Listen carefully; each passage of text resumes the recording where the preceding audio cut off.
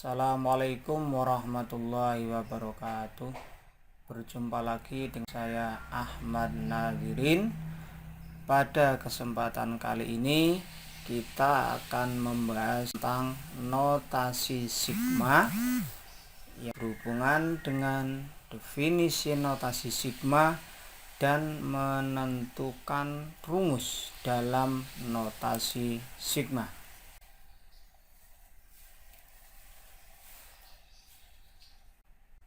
Pengertian notasi sigma.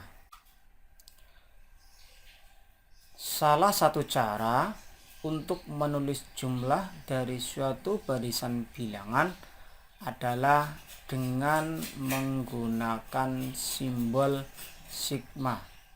Tanda yang ini dibaca sigma, yaitu salah satu huruf kapital Yunani yang berarti jumlah.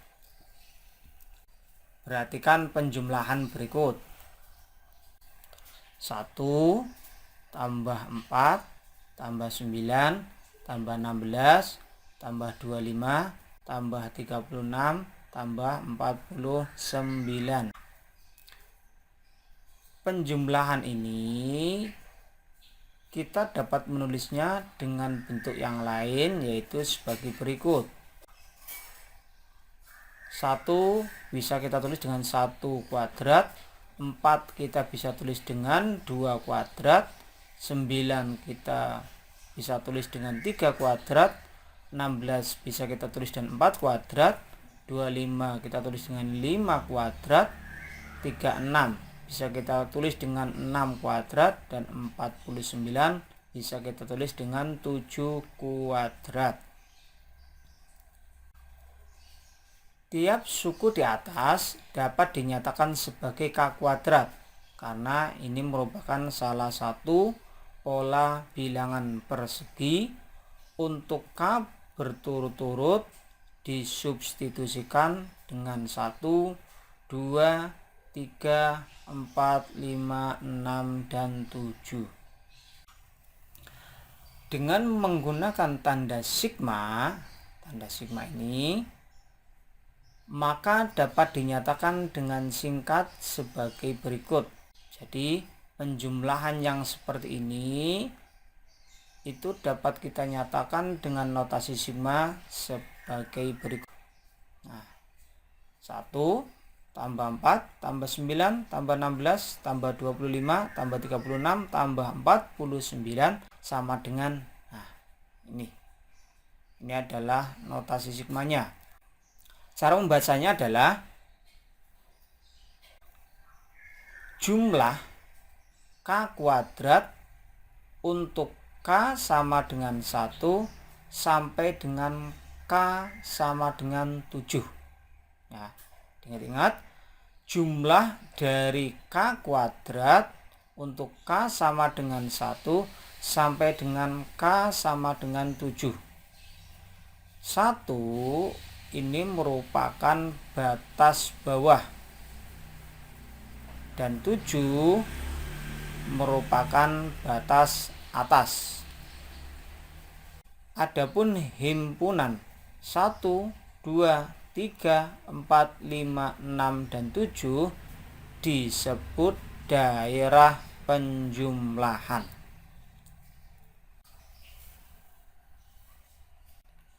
Jadi secara umum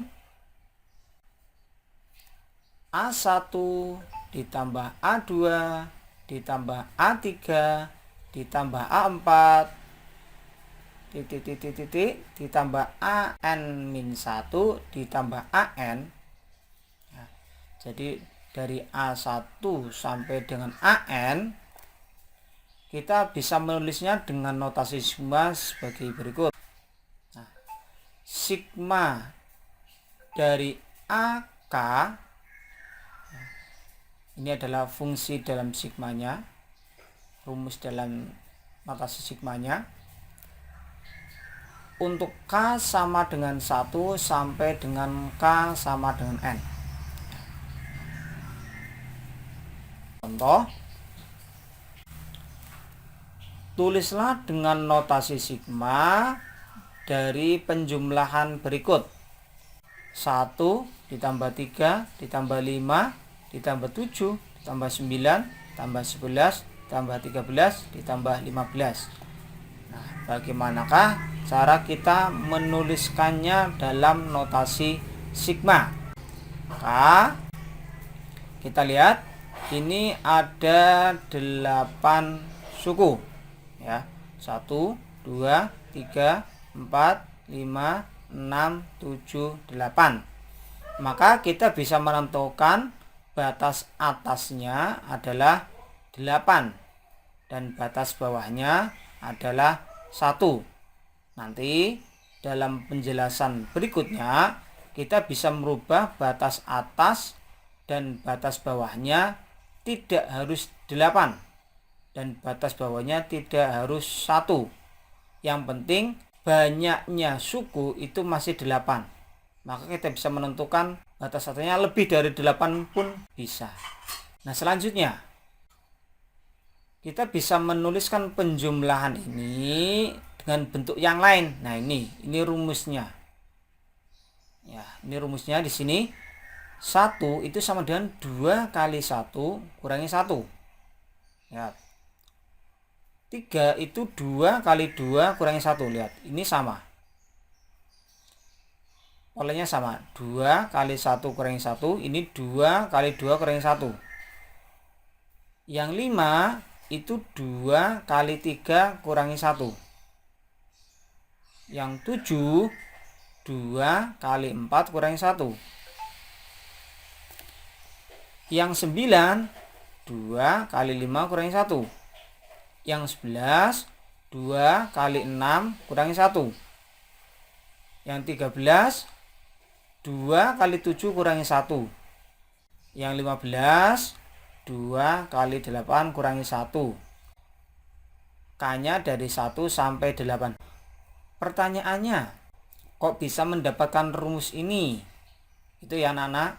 Mungkin kalian ada yang bertanya, kenapa bisa menjadi seperti ini? Nanti pada pembahasan berikutnya kita akan menentukan kenapa kita bisa menentukan pola 2 kali 1 kurangi 1 sampai dengan 2 kali 8 kurangi 1. Nanti pembahasan selanjutnya kita akan membahas bagaimana cara menemukan pola tersebut. Jadi penjumlahan ini kita bisa nyatakan dalam notasi sigma sebagai jumlah 2K min 1 untuk K sama dengan 1 sampai dengan K sama dengan 8.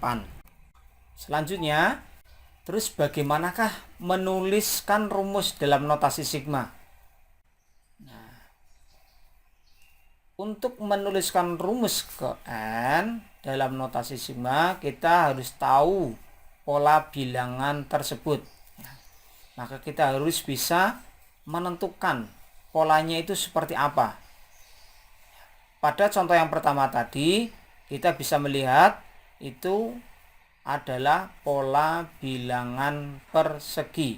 Karena tadi ada 1 kuadrat, 2 kuadrat, 3 kuadrat, 4 kuadrat, maka itu adalah pola bilangan persegi.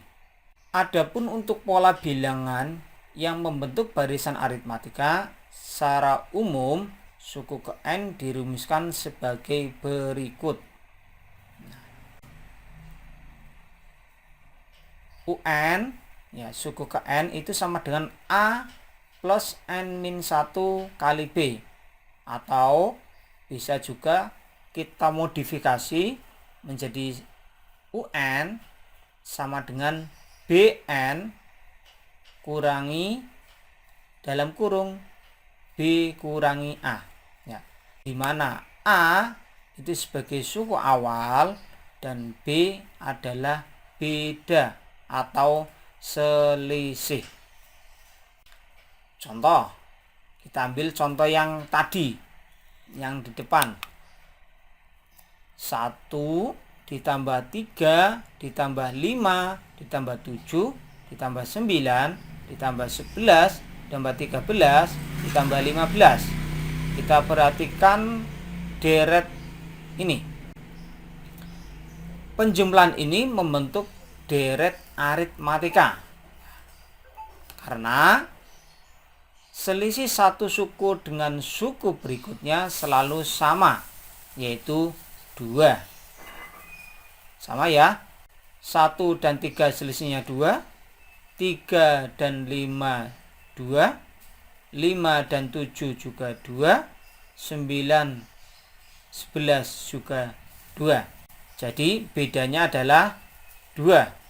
Suku awalnya adalah 1. Ini suku awalnya. Dan banyaknya suku adalah 8. Kita hitung 1, 2, 3, 4, 5, 6, 7, 8. Jadi banyaknya suku ada 8. Maka UN kita bisa menggunakan rumus yang ini ataupun yang ini juga diperbolehkan. Silakan, tergantung kalian lebih mudah menggunakan rumus yang mana. Kalau saya lebih tertarik dengan yang ini. Maka kita bisa menuliskan, kita substitusikan saja nilai B dan A-nya. B nilainya adalah 2 dan A-nya adalah 1. Maka N-nya kita biarkan saja. Maka 2N kurangi 2 kurangi 1. 2 kurangi 1 adalah 1. Maka menjadi 2N min 1. Jadi penjumlahan ini kita bisa nyatakan dalam notasi sigma sebagai berikut. Jadi sigma 2N min 1 untuk N sama dengan 1 sampai dengan N sama dengan 8. Jadi ingat, diperhatikan ini adalah rumus suku ke N. Nah, didapat dari ini tadi. Selanjutnya, bagaimana kalau bentuknya barisan geometri? Maka untuk barisan geometri secara umum suku ke N-nya dirumuskan dengan UN sama dengan A kali R pangkat N min 1.